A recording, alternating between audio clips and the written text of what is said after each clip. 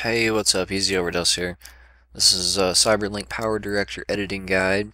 I'm on version 12 Ultimate, but I know 10 and 11 are the same as 12, so 9 is probably the same as 10, and 13 is probably going to be the same as 12.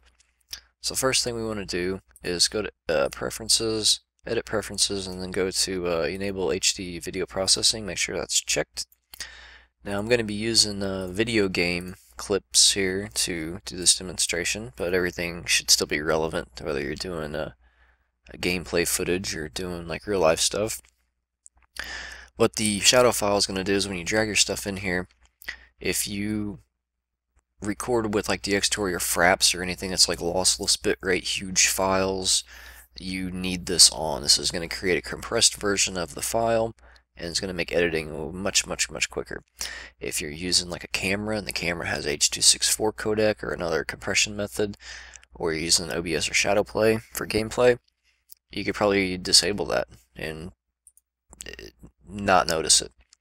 So you want to drag your stuff in here and let it marinate until this little icon turns green. That means it's cached. That means it's got a compressed version to read off of, and you'll be able to edit much quicker. So drag it down here to your timeline, and then take your timeline, click on it, and just go left or right. And this is like zoom in, zoom out. Obviously, if you need to drag more clips in there, go ahead and do that. I'm going to be able to show all my examples with this one clip, so that's all I need. The first thing I'm going to do, since I record on a 1920 by 1200 screen, that's a 16 by 10 aspect ratio, it is very unfriendly with this particular software and encoding, because all of the codecs to encode are 16 by 9 codecs. So I'll have these little black bars on the side, but there's a trick to get around that. So if you're in the same boat as me, the first thing you need to do is drag all the clips you're going to be using in your entire project to your timeline, and then right click, set clip attributes, set aspect ratio. Depending on how big your clip is, this one's like 30 minutes at 100 gigabytes. It's gonna take a while. If it's a short clip, compressed clip, it won't take as long. So make sure this is checked, neither 4369, stretch to 16.9. Check that box. If you have more than one clip, click OK, and that will, fit to screen basically. So that's the first thing you want to do. Second thing you want to do is, if you'll notice, I'll kind of seek around here, you'll notice that it is not very responsive. It's like lagging and chopping, and that's the audio's fault in my particular situation. So I'm going to uncheck this box here, and that's going to make it so whenever I seek through this video, it is just tons faster and responsive. Now, a note with this is this will mute your entire audio clip, but it will also mute it on your output file whenever you produce the file. So make sure you remember to turn that back on after you're done editing the file. Always remember to come up here and then save project as, and then save it as a specific project, and then every time you do something important, you can save project every time after. It's already going to be making like auto saves every 10 minutes by default, but it's always a good idea to save stuff, especially if it's a time-consuming project. So first thing we're going to do is this footage here I'd actually planned on making a guide out of. So this is like a guide of a guide. So I figure like I'm going to do like a 15-second intro to kind of basic explanation of what the video is about, who I am and stuff. So 15 seconds we're going to split. I'm going to show you a couple different ways to do this. If you have the clip highlighted and it's blue like that, and you hit split, it takes 1, 2, 3, 4, about 5 seconds to actually split it. Okay, so I'm going to go to where I plan on splitting it again, which is like right there.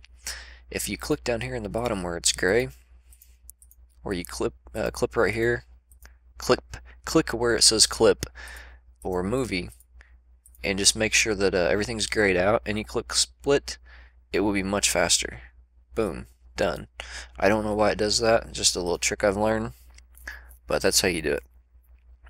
So highlight your clip that you want to. We're going to do fast forward and slow-mo first. You just highlight it, click Power Tools, Video Speed, and this slider right here controls it. Now, this software does not allow you to stretch the audio past half speed or double speed.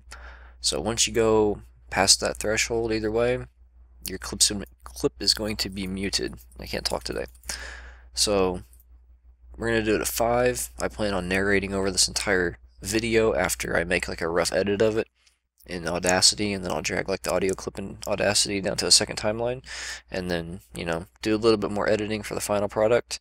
So the audio not being on this particular segment is not a big deal to me. If it is a big deal to you, I'd suggest using like Audacity, using something maybe like any video converter, pulling the audio out of the clip, importing the audio file into Audacity, and then manually changing the audio speed to Audacity to match the speed of however fast you're fast forwarding it. And then you would import it into here, or just use entirely different software. If you're looking for a recommendation of better software, Premiere Pro is where you should go. So there is how you would fast forward something. Let's do like a crop. So let's crop this this guy's text here where he's talking.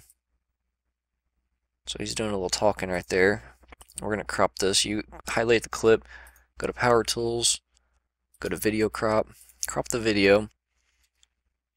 Once again, it removes any enhancements and stuff, so we're like back in like 16:10 aspect ratio mode, so you have to compensate for that. We're going to click down here at the end, because the end by default always has the crop like zoomed in partially. So we want it to be like zoomed all the way out, zoom in a little bit, and then zoom all the way back out again, like smooth transition. So click duplicate keyframe and duplicate previous keyframe so it matches the first one. Now let's go back to right here. That's actually the perfect spot because I can see the text popping up. And let's just add a keyframe. And then we take and drag that in. Oops. Messed that up a little bit. So we're going to click right there.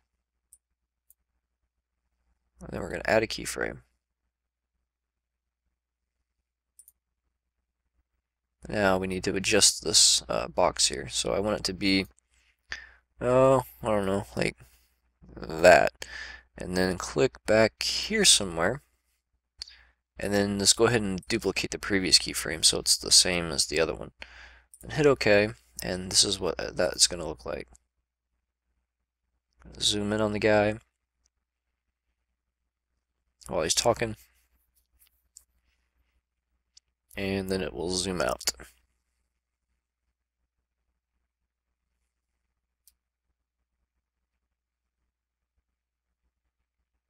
Just like that. Alright, so that was a pretty good idea of like how crappy the quality of that preview window looks. And you can change that with this little box right here, set the preview quality.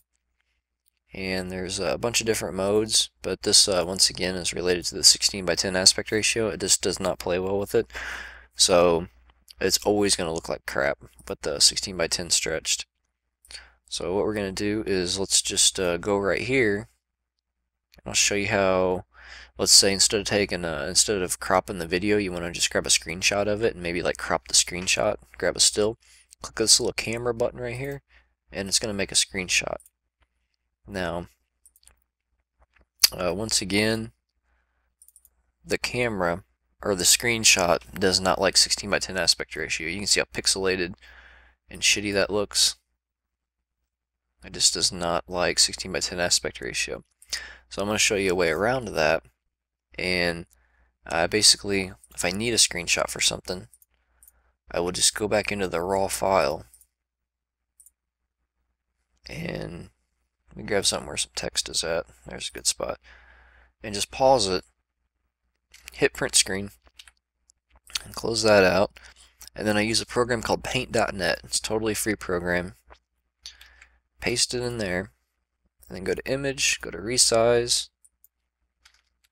go to 1080. Now once again, a lot of you watching this aren't going to have this problem at all because you're on a 16:9 aspect ratio monitor. So if you were thinking, should I get a 16:10 aspect ratio monitor to do video game, gameplay videos? No, you should not.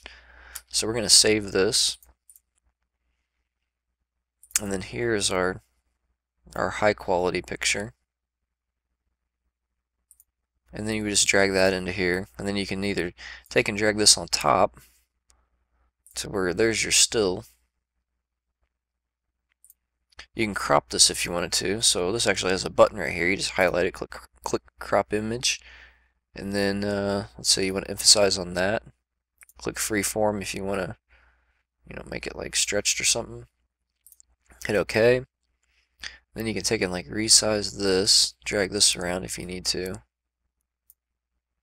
Put that somewhere. Usually this would be to blow something up, so it would be bigger. I made it a little too long to demonstrate that well. But that would be, you would use that as a screenshot. And then while we're talking about that, let's talk about masking. So masking, let's say I got this video clip, and I'm going to go ahead and set the aspect ratio for that to 16:10, because that's basically what you have to do for everything if you're on a 16:10 screen. So now that's stretched, and we are going to make these play side by side.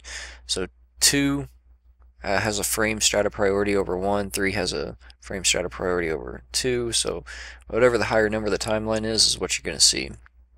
Double click on the clip, go to mask, and then it's got a bunch of generic stuff, and we're going to use this for a good example. One of these here that's like half the screen basically. Uncheck that, then just oops, I dragged that out of center, so let's reselect it.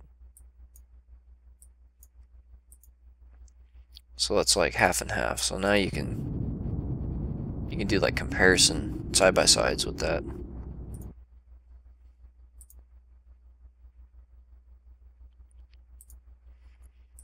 And then you can also, I'll show you one more thing with paint.net. You can also make your own masks. Alright, so we're gonna do resize. We'll do like 1920 by 1080. Then we're going to click this little magic wand over here, highlight just left click on the canvas, hit delete, and it's going to make this checkerboard effect. And this checkerboard effect normally means transparent. If you save this as a PNG, it has transparent properties. So you could do this with like tooltips and stuff, and like overlay a lot of stuff on the screen with transparent properties, so there's no background.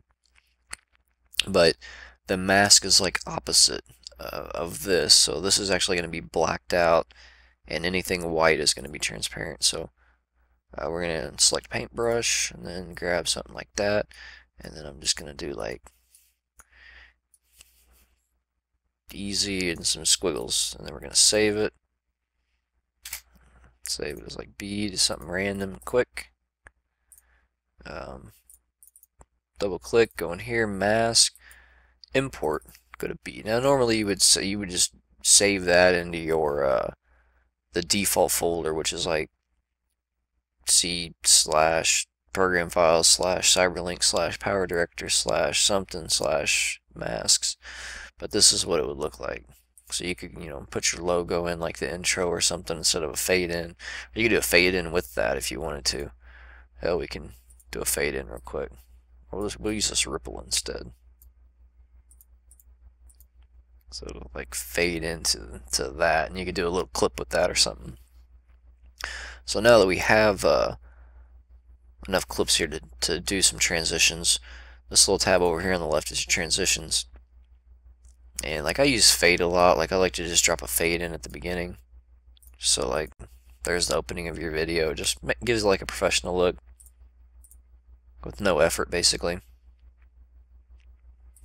And if you want to get really lazy, you just take and click this button here, and it applies a fading transition to all of your clips, where everything gets a fading transition. Now obviously if you're doing like me, I'm doing like just like a fast forward here, you wouldn't want to use that. You need to do it manually. There's a ton of transitions. There's a pack for it. I don't have the pack. There's text, so if you want to drop some text in somewhere, let's get rid of that mask real quick. You can just drag some text in. There's a couple different styles here. Just double click on the text, drag your text down to the second timeline, double click on it. Do at the top here at character presets, find something you like. And then you got your font, you got your size, you got your color, you got the depth of the text, rotation and stuff, your motions, like some 3D stuff. And then of course you can type whatever fanciness. Click and drag it around. So let's say you drag it around, you get it out of center. Click this little button here, and it says horizontal center, vertical center. So there, it's perfectly centered. So then there is your fancy text. Let's get rid of that. Let's do like a blur effect. So we go up in here, top left. We're gonna do like this blur. Now you can do this stuff with, there's a bunch of different stuff in here. I'm not gonna go over what each one does, but the blur is good for blurring out like passwords and faces and stuff. So just drag that down, double click it.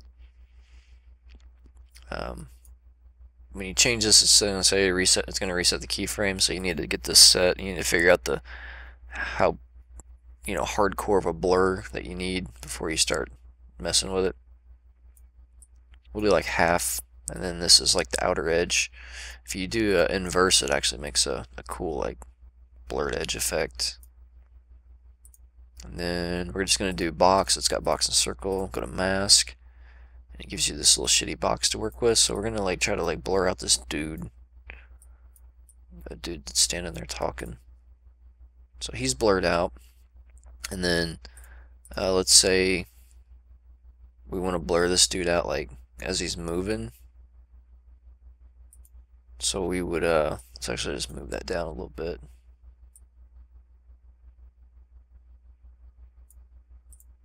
Move it back just a little bit. So we'd go back in here to our mask options, and we click keyframe. And then this is kind of what's going on. So right there he's moved. We need to click mask again. Then we need to tell the mask to be here at that point. And then here it needs to be there. And you would obviously need to do this like a bunch of times to make this perfect.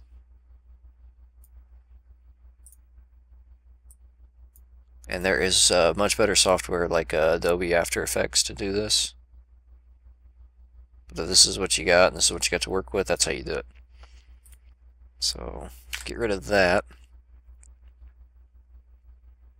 There's a couple things in here like this, self-explanatory, fancy stuff. Let's say that there's a section of video where you want to like pull audio back in. Like you got everything muted and you want to do a voiceover, but you just need the game audio or the clip audio for just like a specific segment. Like right here is a good example. So like these dudes are talking a long time.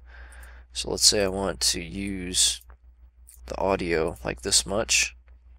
All you need to do is just take and clip it and then highlight that segment and then drag it down here to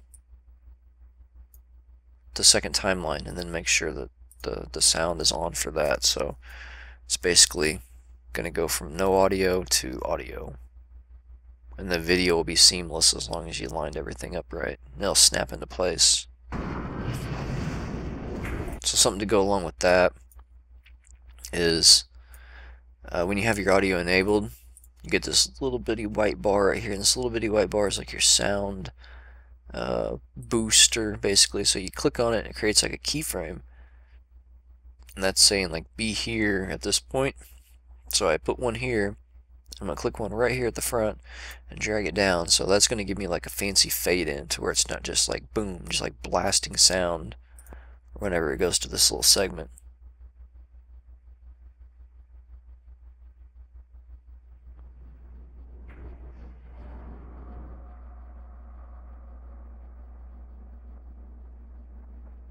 That was a lot longer than I thought it was going to be. So yeah, realistically I would move that to like there or something, because that was just that was a little bit dragged out.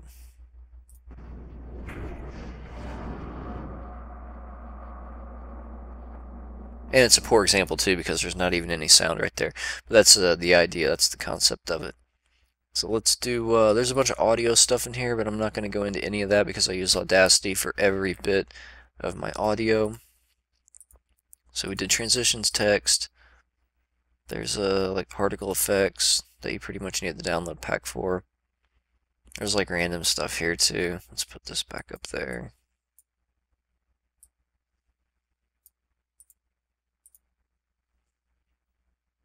Yeah, random stuff like that's in here. FX, there's like an insane amount of FX in here.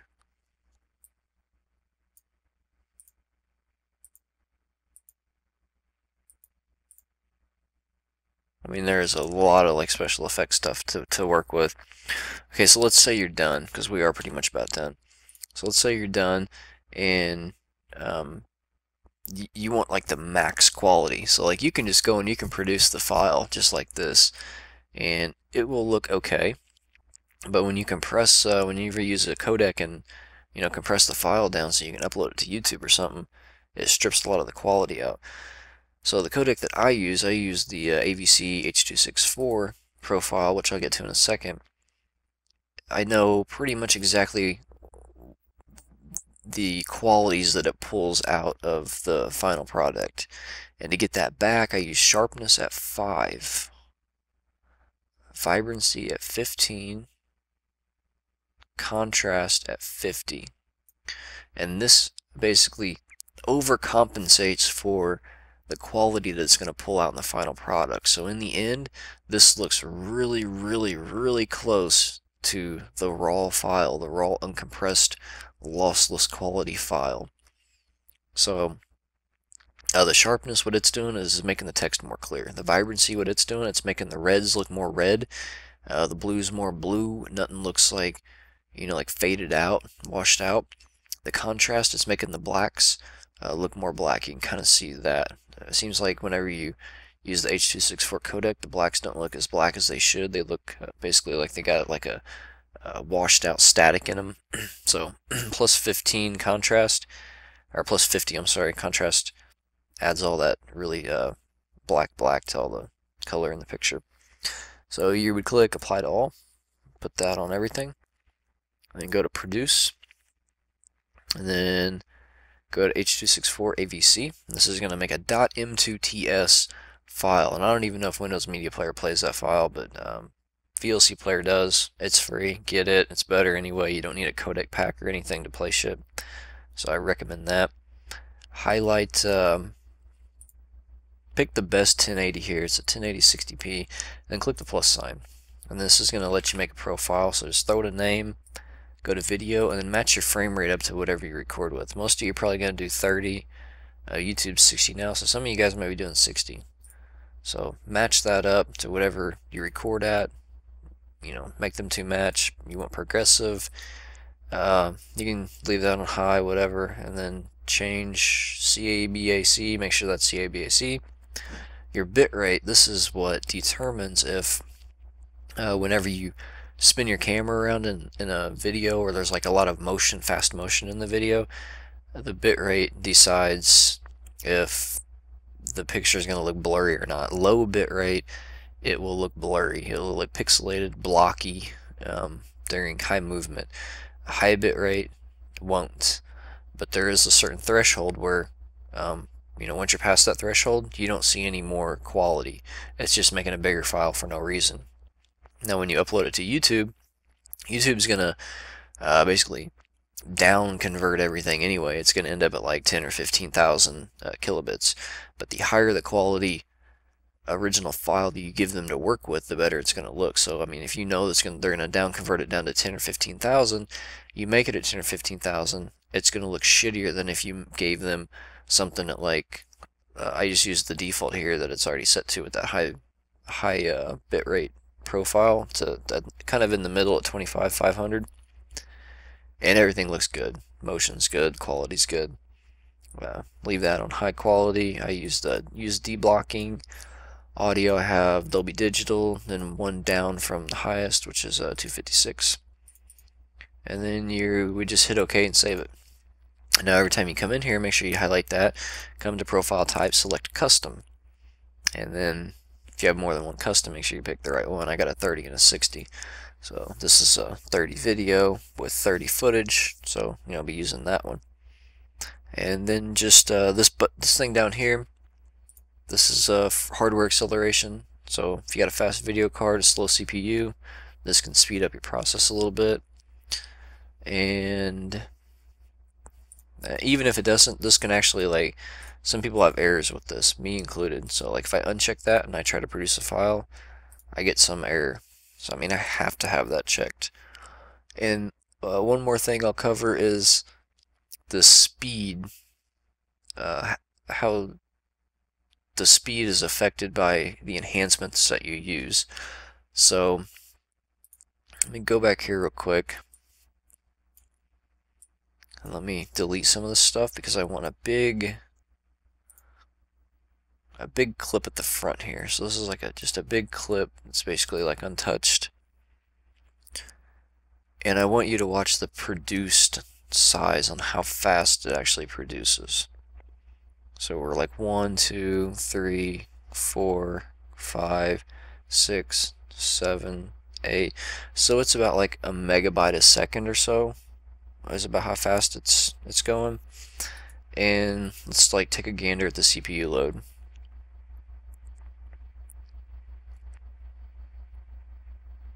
So it looks like we're about like at 60%. So if I stop this and then I go back in here and I'm going to get rid of all these enhancements, and then I'm going to do the same thing. Everything's the same. I'm going to do this again. Watch how fast it is now. 1, 2, 3, 4, 5, 6, 7, 8, 9, 10, 11, 12, 13, 14. So it's almost like 2 megabytes per second.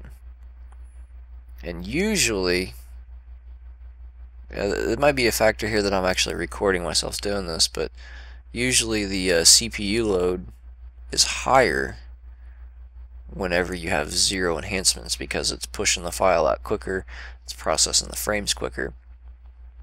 But that doesn't seem to be the case in this particular example with me recording myself